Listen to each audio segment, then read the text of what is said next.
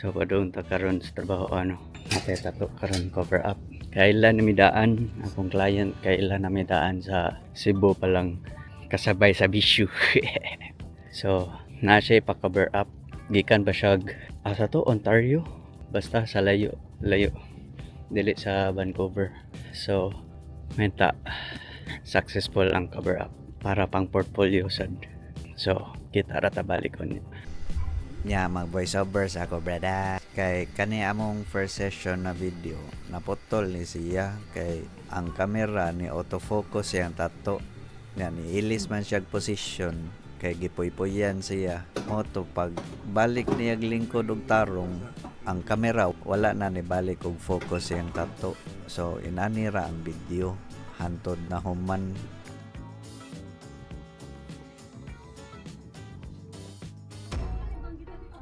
So, bate ka akong video. Wow, mga bantay na tarong. Kain. Agnes. Pwede ka sa akong asawa, bread. Kinungitan ko, bread. Sana ako.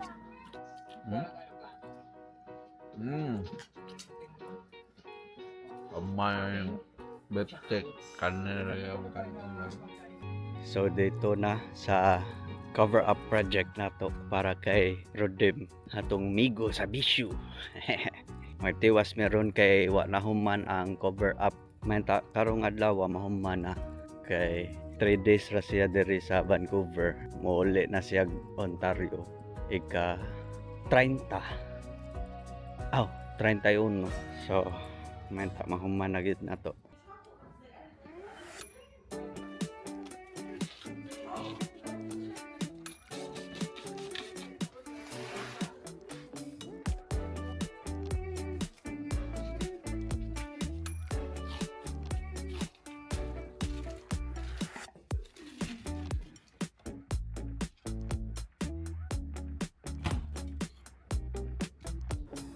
Ya, unsa may ikasulti nimo sa imong tattoo, bra? Sakit, bra. Nano man nagpatato mo ka, bra? Ano ni Inter, bra? Nano unsa man ka? Oh my gasugod. Lawas. Unsa man na, bra? Airbnb? Oh, Airbnb, bra niya. Kuhan siya ka ng... Mura siya ka ng... Naku nga balay ba niya? Room ra ba? Room ra. Oo. Abangan. Oo. Pila sa, bra? Hindi pa akong buwan. 400 man siguro. Ang bali? Biloy, ang kuhan. Tibok stay na. Tibok stay na ako. Pila ka? Friday, 6 days. 6 days. So, okay, budget. Mahal kaya ang kuhan ay, ang uban nila kuhan kaya mga kundo na ano ba? Wow, lagi kani hindi na kapital, puro lang kondo. Puro po mga inana ang mga kuhan kanang mga barato nga kuhan ba puro ra sa mga room for rent. Kani may pinakaduulan. Downtown daga ni ko ato pero Abot ka mahal dito, bro. oo ba? Mas sige Oh, dito. downtown eh. Yeah. Kung sa ako biyahe, ano ba uli na ko. Sige ba mo kuyapan pa dagkalit. Pantas ka sakit, bro. Tapos balay. Pila ka oras yung biyahe ba? 5 hours. 5 hours? Ikan sa kung ano, ang tabi mo. Diyan Toronto. May Mississauga. Nag-Toronto ba ka? Dito ka ni... Mississauga, no? Yan. Toronto ba yan?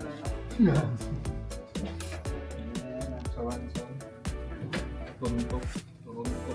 Sa iya ba? Toronto. Kung mga kauban mo daw, yun daw ko ng mga ng Toronto. Correctionan din ko ba? Alam din. Toronto gitu po. Nasa kayo mga kauban di sa iya, bro? Wala bro, ako na Pinoy bro. All ka na Pinay? Dagag kuan dito kanang Mexican. Di puti bro. So mao na ni ang tattoo bread and tattoo process. Yeah, dugay man ni siya mahuman mga 30 minutes. Ato na lang ning i-fast forward para madali. Okay? All right.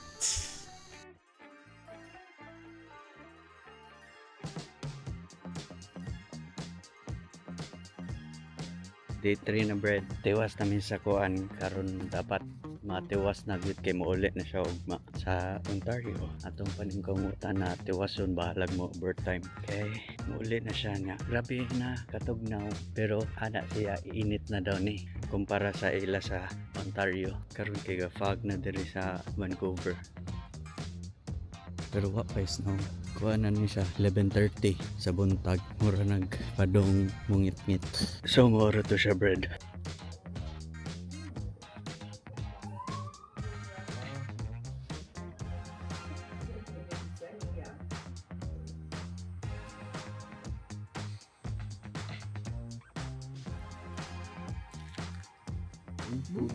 Pudis cream po.